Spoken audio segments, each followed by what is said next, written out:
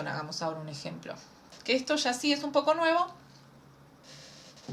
pero digamos que matemáticamente no es tan distinto y las situaciones tampoco lo son tanto. Sí voy a aprovechar para hacer algunos comentarios medio, no sé si teóricos, pero también de estas cosas que suelen confundir, ¿no? El problema dice, se sopla aire caliente a 80 grados Celsius sobre una superficie plana de 2 por 4 metros cuadrados que está a 30 grados centígrados. Si el coeficiente promedio de transferencia de calor por convección es de 55 watts sobre metro cuadrado Kelvin, determine la razón de transferencia de calor del aire a la placa en kilowatts.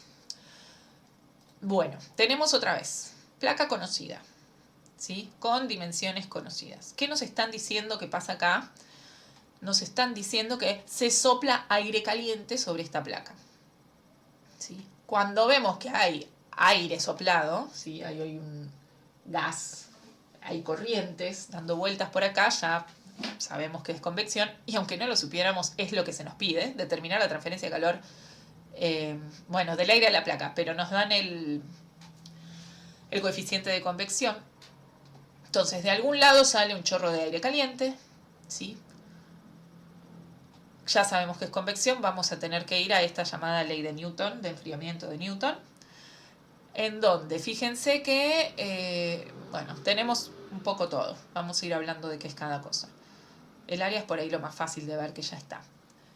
Hay una cuestión que uno podría pensar, y voy a tratar de sacarles ese tipo de cosas de encima, porque son las cosas que uno se empieza a preguntar cuando ve estos problemas tan sencillitos, no tienen respuesta y entonces traban. Porque yo muy contenta puse que el chorro de aire era en esta orientación, pero tranquilamente podría alguien decirme, no, yo me imaginé un ventilador soplando en esta dirección, ¿no? Que además es un problema completamente plausible, digamos, es una cosa que en la industria suele pasar. Esto también. Entonces, ¿cómo sé yo de dónde o para dónde va el fluido? ¿Cómo sé que tan rápido? Todo eso no nos va a importar si tenemos el coeficiente de transferencia de calor. Que por cierto, acá dice el coeficiente promedio de transferencia de calor es equivalente. El coeficiente de transferencia de calor por convección es siempre promedio. Porque piensen que, por ejemplo, en este caso, una placa así no va a tener el mismo efecto a alguien del borde que a alguien del medio, ¿no? Si el fluido puede escapar.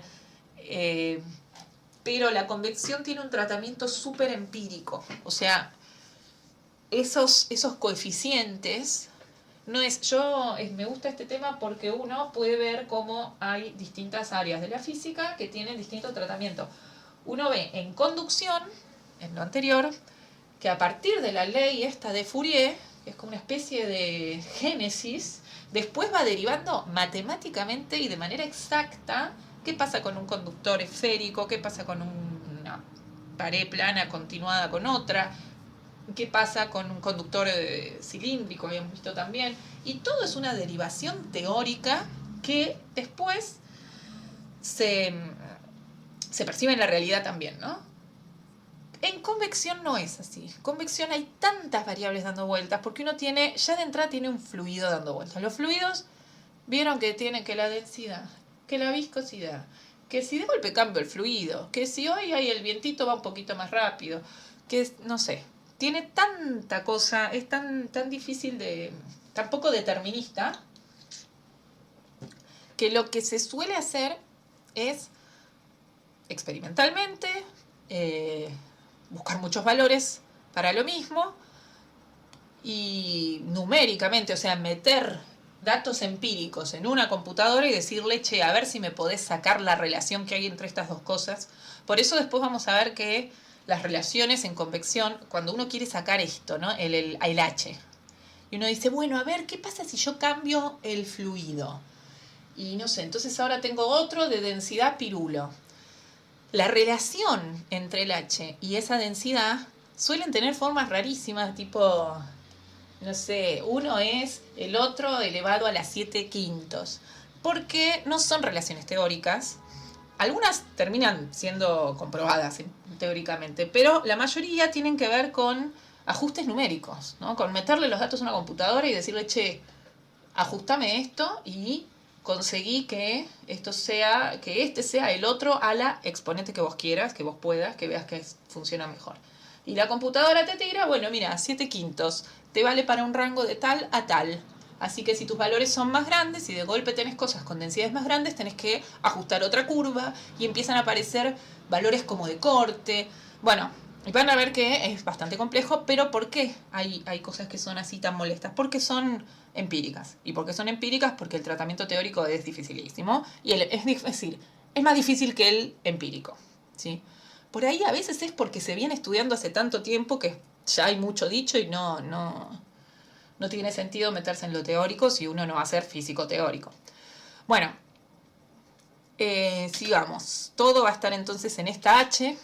Incluso, otra cosa que uno dice, bueno, pero esto es la pared, es la no sé qué. No me importa si esta superficie sobre la que soplo es parte de una viga, si es una chapa, si es lo que sea, ¿sí?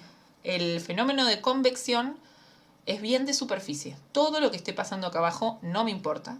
De hecho, lo más probable, lo normal, es que acá abajo esté sucediendo un fenómeno de conducción. Si acaso esto es una viga, ¿no? Porque podría bien ser una placa plana.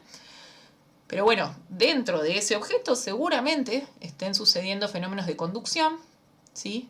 Si esta chapa se está calentando a través de este chorro, le está pasando seguramente al resto de sus puntos, le está transfiriendo calor, pero no me cambia nada. Y ahí viene otra cosa, que es un poco molesta, pero que es importante saberla, porque en algún momento de la vida a uno le agarras la duda, a uno o a un alumno de uno, que es peor, que tiene que ver con si entre el fluido famoso, este aire caliente que estoy tirando, y la placa, no hay conducción. También, ¿no tendría yo también que ver la conducción? Porque ¿qué pasa? Y la respuesta es que sí, ¿no? O sea, en la conducción va a estar a lo largo de toda el área con el fluido a su alrededor, con la capita de fluido que haya. A ver si recordamos, la conducción hacía referencia a estos choques, ¿sí? de las partículas constitutivas de la materia, ¿sí? Sabíamos que la temperatura estaba asociada a la energía interna, a la parte cinética, ¿no? Que se llama también térmica. Entonces lo que uno tiene es que las cosas más calientes se mueven con más energía, chocan contra las más frías y de esa manera van transmitiendo energía. Si uno lo explica así, lo piensa así, no tiene por qué ser solamente un fenómeno de sólidos. ¿Por qué no va a pasar con los gases? De hecho, este esquema puede ser pensado para dos sólidos fríos, frío y caliente. Puede ser pensado como si fuera esto que mostramos acá, ¿no? Una barra modelada, un solo objeto modelado diciendo, bueno, una punta está fría, la otra está caliente. También se puede pensar como dos sustancias. Bueno, es una pared de una cosa, otra pared de otra cosa, que eso ya lo vimos y era qué pasa cuando hay conducción a través de dos objetos diferentes, no es siempre dentro del mismo objeto. Ahora, si uno de esos objetos, entre comillas, si uno de esos sistemas es un fluido, es un gas, es un líquido, la conducción sigue existiendo. Si estos choques que transfieren energía, choques entre comillas, ¿no? Recuerden que son en realidad interacciones electrostáticas. Las moléculas no chocan entre sí, sino que se repelen, pero el efecto es exactamente el mismo. Está perfecto hablar de choques, porque transferencia de impulso y todo eso que uno estudia para choques es lo que pasa acá. O sea, no importa el porqué de la transferencia de impulso. Se da igualito a como uno estudia en física 1, choque y cantidad de movimiento. Entonces, estos choques entre partículas constitutivas que transfieren energía de uno a otro y que entonces devienen en una transferencia de calor, se pueden dar perfectamente sea lo que sea el sistema que yo tenga, ¿no? Sea cual sea el estado del sistema que tengo. ¿Cuál es la diferencia? Que en la convección, cuando hay un fluido, se agrega a ese fenómeno de conducción, se agrega el desplazamiento de materia. Entonces, ¿qué pasa? Como la conducción depende del gradiente de temperatura, o sea, de la diferencia de temperatura, Si yo tengo temperaturas muy distintas, la conducción es más rápida, ¿no es cierto? Ahora, si yo empiezo a transferir calor, las temperaturas pueden ir emparejándose. ¿Sí? A medida que la parte caliente le entrega calor a la parte fría, la parte caliente se va enfriando, la parte fría se va calentando y uno dice, la velocidad de transferencia debería tender a bajar cada vez más. Ahora, si esto es un fluido, tiene el extra de que esa masa que se está apareciendo en temperatura se va y es reemplazada por otra vez bien diferente. Entonces, el tema de la convección siempre funciona como un refuerzo de la conducción. Al punto que termina como ganando, ¿no? Termina predominando el fenómeno convectivo al conductivo, pero igual la conducción está, ¿eh? Y si no hubiera conducción entre el aire y la placa, por ejemplo, en nuestro ejemplo, no habría convección tampoco. Así que está todo. Y está todo, ¿dónde está? En el H. ¿Sí? Todo eso está incluido en el H. Así que si en algún momento algún alumno dice, pero no tendría yo también que pensar que hay conducción entre el agua y el aire o entre la placa y el aire, uno dice, sí, eso está contemplado en mi H. Cuando uno tiene el H de esto, no hay que hacer nada. Hay que hacer el área y todo esto. Bueno, tenía que aclarar quiénes eran las temperaturas, porque entonces el H es un dato que me dan que incluye todo. Es fantástico. El área, ya sabemos quién es, ahora la calculamos. ¿Quiénes son T infinito y TS? De nuevo, yo sé que cerca de la chapa, en este caso de la superficie esta, está habiendo transferencia de calor. La placa está fría, el aire está caliente. En el medio seguramente haya cosas, digamos, partes de aire que estén como a una temperatura intermedia, ¿no? Ahora, esa capita de aire en la que se percibe realmente existe un gradiente de temperatura, la temperatura no pasa discontinuamente de fría a caliente, sino que pasa de manera continua.